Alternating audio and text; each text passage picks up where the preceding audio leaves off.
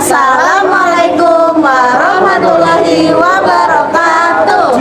Kami dari kelompok 6 ingin mengedukasi teman-teman tentang video Service Excellent. Nah, teman-teman, sebelum masuk ke videonya, di sini kira-kira ada yang tahu nggak Service Excellent itu apa? Kenapanya? Nah, dalam dunia pelayanan terdapat sebuah konsep penting yang sering kita kenal sebagai service excellent atau pelayanan prima. Service excellent ini merupakan upaya untuk memberikan pelayanan terbaik kepada pelanggan. Tidak hanya berfokus pada prosedur dan sistem, tetapi juga mengedepankan empati, responsif, serta tanggung jawab dalam setiap proses pelayanan. Bohong. Yang bener. Namun dalam praktiknya, tidak semua pelayanan berjalan sesuai dengan standar yang kalian harapkan.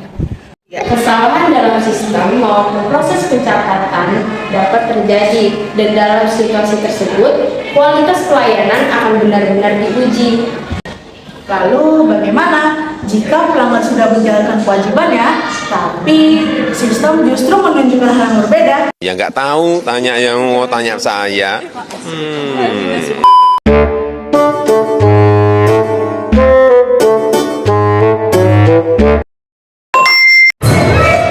Apa nih?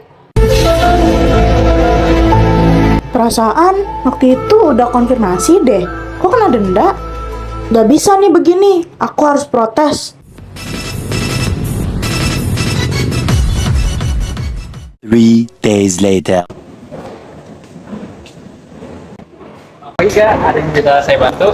Ini aku dapat laporan kalau aku kena denda. Padahal aku udah beliin buku minggu kemarin. Baik, langsung ke resepsionis saja Kak. Saya bantu.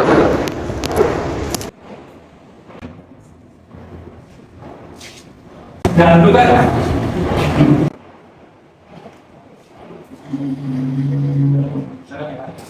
Kak, maaf, tolong dibantu ya. Lagi Kak, ada yang bisa saya bantu? Selamat pagi kak, saya mau klarifikasi. Saya belum mengembalikan buku minggu lalu, tapi di sistem masih belum kembali. Sekarang saya malah dapat notifikasi kalau saya kena denda. Jujur saya cukup kecewa sih. Baik, tunggu ya Kak, kami cek dulu. Ternyata di sistem kami belum ada pencatatan pengembalian buku tersebut Kak. Gimana bisa? Saya balikin langsung ke sini. Tugasnya juga. Saya ingat kok tempat dan petugas siapa. Sebelumnya mohon maaf ya Kak, kami mengacu pada sistem yang ada. Jika buku tersebut belum tercatat, maka belum ada pencatatan pengembalian buku. Berarti sistem lebih dipercaya daripada pelanggannya. Bukan seperti itu Kak, tapi kami bekerja berdasarkan data yang ada. Mohon maaf kak, data bisa salah. Saya nggak mungkin aku ngaku kalau belum membalikin bukunya. Jika tidak ada bukti pengembalian, kami tidak bisa memproses penghapusan denda tersebut Kak. Ini bukan soal bukti, ini soal tanggung jawab pelayanan kalian. Iya.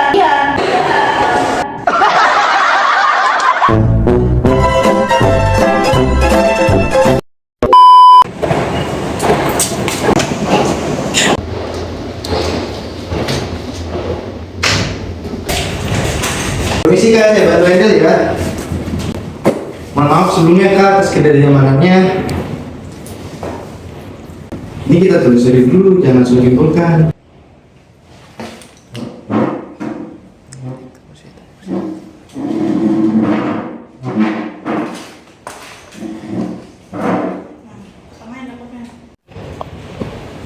Baik Kak, sebelumnya saya paham posisi kakak. Kalau memang kakak sudah mengembalikan buku, tapi tidak adil jika kakak dikenakan denda. Kami di sini juga ingin memastikan kalau tidak ada pihak yang dirugikan. Boleh saya tahu tanggal dan jam perkiraan kakak mengembalikan bukunya?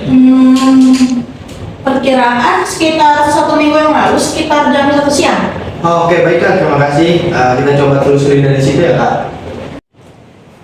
Tolong cek dengan manual dan log pengembalian buku pada di sini ya. Baik, saya dulu. Ini ada beberapa data yang belum terlihat di hari itu. Oke, baik. Maaf Kak, boleh saya tahu judul buku yang kakak pinjam pada hari Senin? Sebentar. Kalau nggak salah, Manajemen bisnis keluaran tahun 2022. Oke baik Kak, ditunggu ya Kak.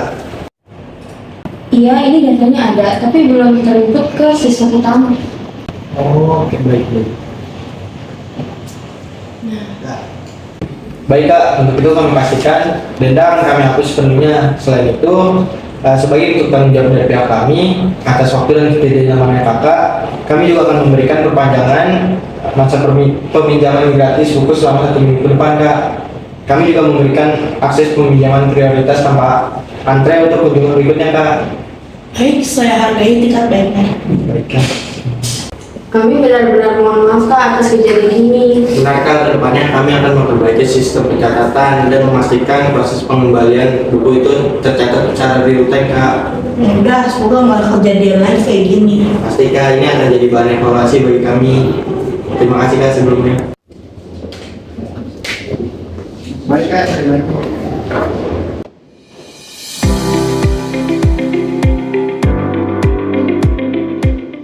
Nah, teman-teman, dari kasus sederhana ini kita bisa melihat bahwa kesalahan dalam sebuah pelayanan tidak selalu berasal dari niat buruk, melainkan bisa terjadi karena kelalaian, sistem yang belum sempurna, ataupun kurangnya komunikasi. Namun, yang membedakan pelayanan biasa dengan pelayanan profesional adalah cara penanganan kesalahan tersebut. Dalam situasi ini, ada 3 hal penting yang dapat kita pelajari. Pertama, sebagai pelanggan, penting untuk menyimpan sebuah bukti transaksi ataupun pengembalian. Karena hal kecil seperti ini tuh dapat menjadi perlindungan kita ketika kesalahan itu terjadi. Namun di sisi lain, sebagai penyedia layanan, kita tidak boleh hanya bergantung pada sistem. Data memang penting, tetapi verifikasi langsung di lapangan juga merupakan bagian dari sebuah tanggung jawab. Nah, yang kedua, dalam menghadapi sebuah keluhan, empati merupakan sebuah kunci utama. Mendengarkan dan memahami pelanggan jauh lebih penting dibanding sekadar mempertahankan kebenaran sistem. Karena pada dasarnya, pelanggan bukan hanya mencari solusi, tetapi juga ingin merasa didengar dan merasa dihargai.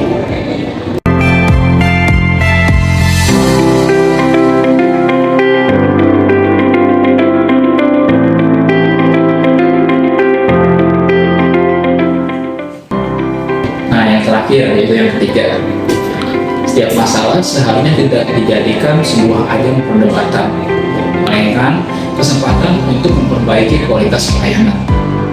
Kesalahan mungkin tidak bisa dihindari, tetapi sikap bertanggung jawab adalah hal yang selalu bisa kita pilih kan? Perlu, kamu jawab. Oke. Jadi sekian dari kami teman-teman.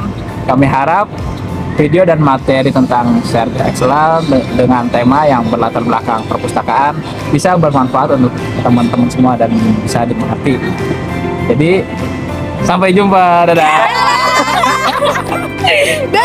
Meanwhile. Mana yang